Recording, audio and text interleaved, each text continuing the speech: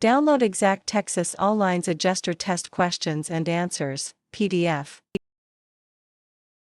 Question 1. XYZ Insurance Company engages you as an independent adjuster for a water damage claim. You determine there is no coverage. What is the best way to handle the situation? Option A. Ignore the insured's calls and send a generic denial letter. Option B. Blame the insurance company for drafting a bad policy. Option C. Politely explain to the insured that your recommendation will be that there is no coverage and show him the appropriate section of his policy that supports this determination. Option D. Tell the insured you will try to find a loophole to get it paid.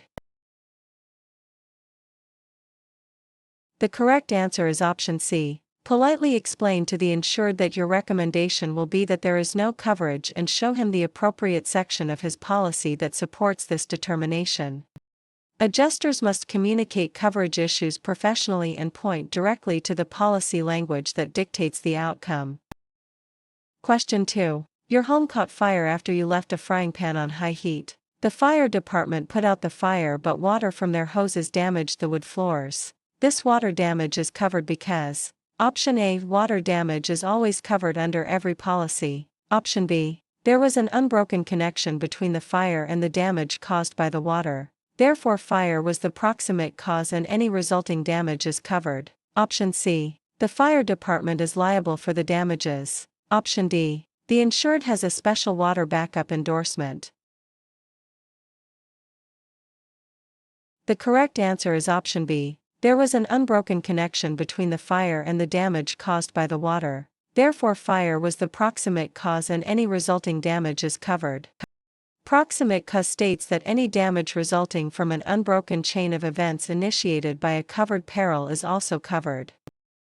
Question 3. A policyholder is concerned about receiving a coinsurance penalty and they ask you what it is. You explain that it is Option A. A penalty imposed if a property is underinsured. Option B. A fee charged for late premium payments. Option C. A deduction taken when multiple claims are filed in 1 year. Option D. A tax applied to all commercial insurance settlements. The correct answer is option A. A penalty imposed if a property is underinsured. Coinsurance clauses penalize insureds during a partial loss settlement if they fail to insure their property to a required percentage of its full value. Question 4. Which of the following is not a peril? Option A. Fire. Option B. Windstorm. Option C. A teenager constantly texts while she is driving. Option D. Hail.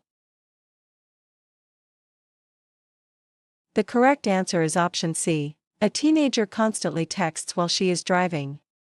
Texting while driving is a hazard, which is a condition that increases the chance of a loss rather than the actual cause of the loss. Question 5. Sarah owns a 3-story home. An inspection finds a significant portion of the roof is decaying due to wood rot. Which of the following statements best describes the insurability of this risk? Option A. The roof presents no issue as long as she pays her premium. Option B. The roof presents a significant physical hazard that increases the likelihood of loss from roof collapse, water leakage, or third-party liability. Option C. The property is perfectly fine for an all-risk policy with no exclusions. Option D. The roof is considered a moral hazard. The correct answer is option B. The roof presents a significant physical hazard that increases the likelihood of loss from roof collapse, water leakage, or third-party liability. Physical hazards are tangible conditions of the property that drastically increase the risk of a peril occurring, making the property difficult to insure. Question 6. You are the managing partner of a law firm taking inventory for a business owner's policy. Which of the following would not be included in the definition of business personal property? Option A. Desks and chairs. Option B. Computers and printers. Option C. The air conditioning system. Option D. Office supplies. The correct answer is option C. The air conditioning system. Air conditioning systems are considered permanent fixtures and are categorized as part of the building structure rather than personal property.